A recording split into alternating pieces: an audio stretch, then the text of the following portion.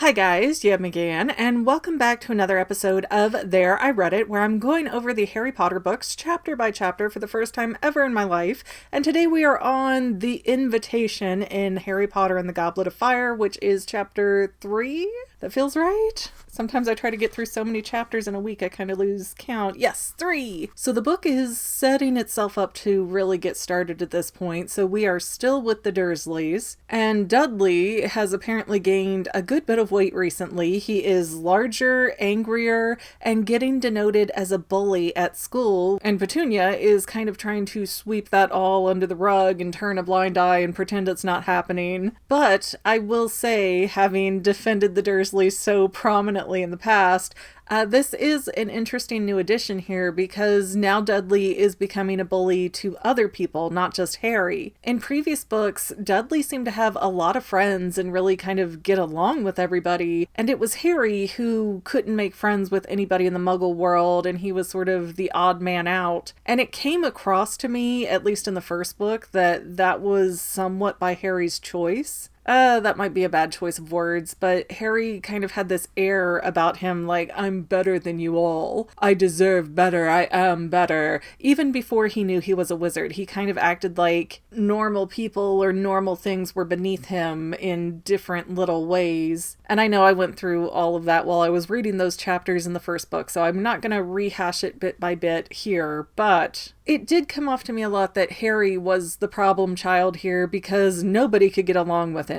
You know, it's one of those things where, well, if everybody else is the problem, maybe the problem is you. But then again, I did notice a lot in the third book where J.K. Rowling kind of got feedback over the years and she went, no, I'm going to write this more specifically so there's no doubt. So I kind of think that Dudley being a bully is sort of compensating for that lack of backstory in the first few books. But if it's not, then I am really curious as to why Dudley is suddenly being seen as a bully. Is it because Harry's not around, or is it that Dudley's being made fun of, so that's how he's lashing out? Like, I'm curious about more of this story to the why end of it. But I don't think we're ever going to get it. I don't think that the book considers Dudley an important enough of a character to go that deep into it. And Dudley must be a Slytherin type because he is described very negatively in the book. They call him roughly the size and weight of a young killer whale, for whatever that means. And at school, he's actually gotten so fat that they can't find any uniform pants that are big enough to fit him. So now the whole Dursley family, Harry included, is on a brand new diet, but Harry is not really participating in this. He's pretending like he is in front of Dudley to rub it in and make him crazy, but Harry's actually using Hedwig to go and fetch food from Hermione and Ron and anybody else. And he even writes Hagrid to get food, and when Hagrid obliges and sends him something, Harry's like, well, I know better than to eat Hagrid's cooking, which I found to be kind of bratty and snotty on Harry's part. Like, you asked for this, literally! But teenagers, what can you do? Although I do find it interesting now that we see Dudley, at least in subtle ways, being reined in against his will after years and years of getting to run rampant. And now here's Harry sort of building up momentum to be like Dudley.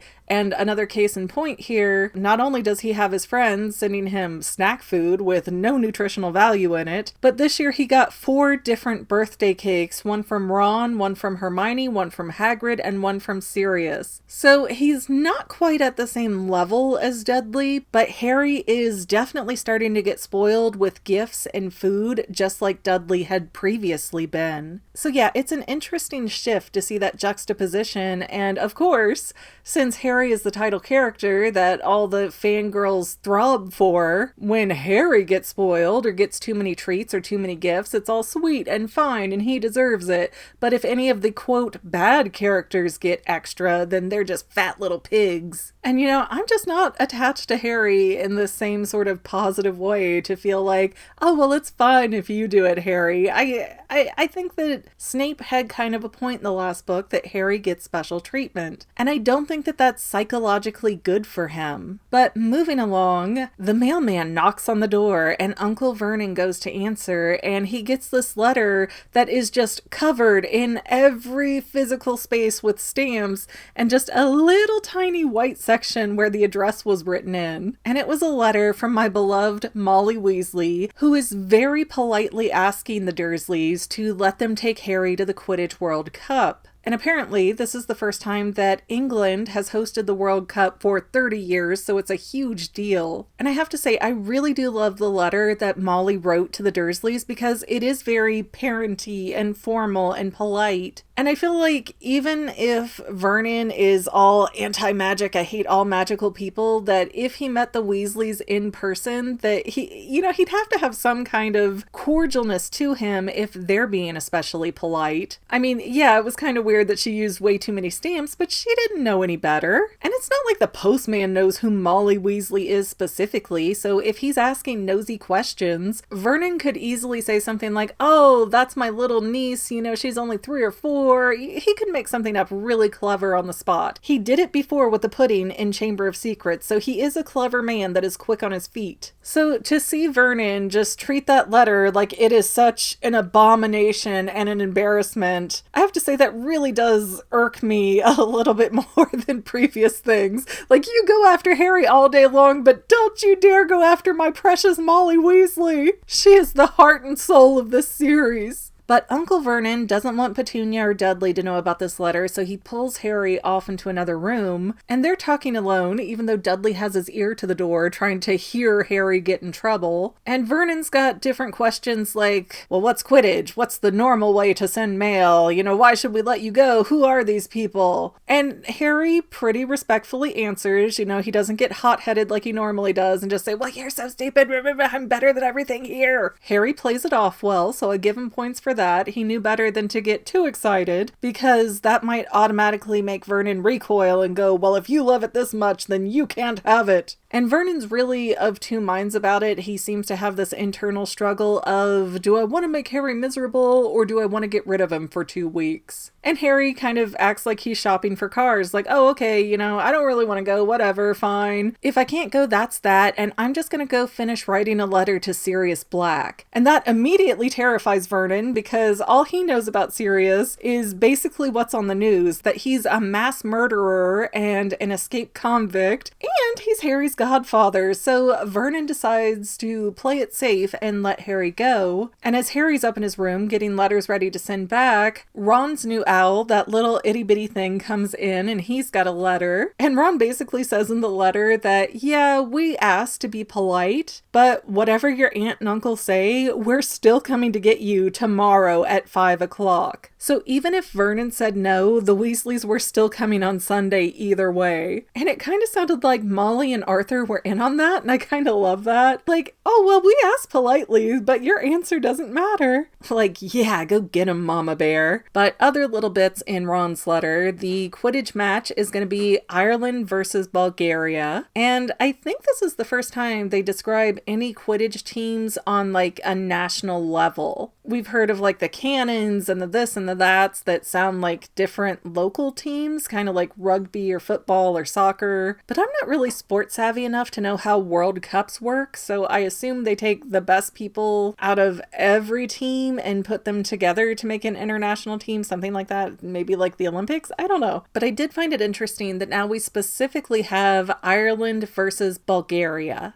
And Percy has now graduated Hogwarts, and he has gotten himself a job at the Department of International Magical Cooperation. I believe they said that that's a division of the Ministry of Magic, but my memory is a touch fuzzy on that bit, and I didn't write enough down in my notes. And Hermione is also coming to stay at Ron's, so I assume that means she's going to go to the World Cup too. And I wonder if that was more of a normal thing in the 90s or in the UK in general, to have a girl stay several couple weeks with a male's family. And granted, they're not going to be alone, so, there's not going to be anything inappropriate. But especially in American culture, there comes an age where they're like, no, boys and girls can't be together anymore. They might do it. But try and separate the genders as they might, the United States still has a huge teen pregnancy rate, so it's not working. So I kind of wonder if that kind of mentality is a lot more relaxed in England, or,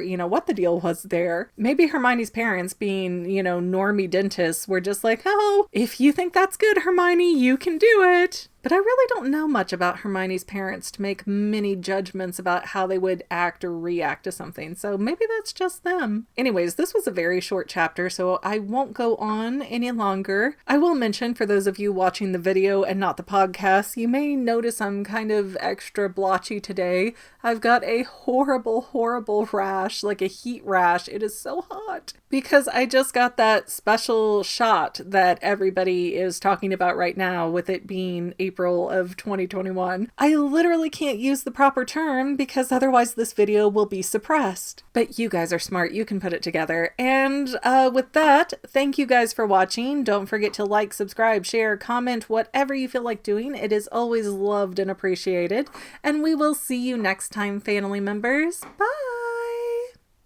Well, Fanily members, we're almost done, but I want to invite you to hang out with me in some other places. I'm on Twitter and Instagram as my own personal self, and I have a Facebook page too, but I mostly just post photos over there. And sometimes people say, hey McGann, I want to mail you something. How do I do that? Easy. Just click the About tab on my channel page, and my most current P.O. Box info will be right there. I also run another channel, The Fanily. It's really a hodgepodge channel where we might post anything. Oh yeah, and I also sell shirts and stickers and stuff with the Fanily and the Fangirl logos. If that is your cup of tea, I have a link in every description of every video. Finally, if you want to help out the Fangirl channel and make sure I'm putting out video essays for years to come, the best way you can help is by subscribing and watching more of my videos, whether they're new, old, whatever. Maybe even share one or two on social media, help spread the word. People who watch to the end of videos, like you, helps to tell the site, hey, this is a good video, we should recommend it to other people. So if you made it this far, leave me a comment of something like, hey, I made it to the end. Love ya. See you next time, Fanily members. Bye.